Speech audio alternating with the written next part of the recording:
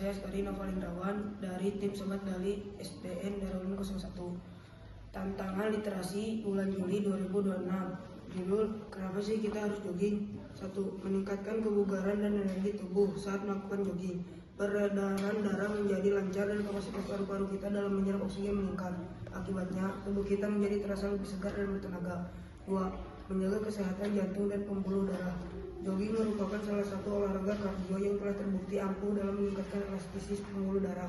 Bersemangat dan rutin dalam melakukan jogging dapat membantu tubuh kita menurunkan kadar kolesterol jahat. Artinya jogging dapat menurunkan risiko penyakit jantung, koroner, dan stroke.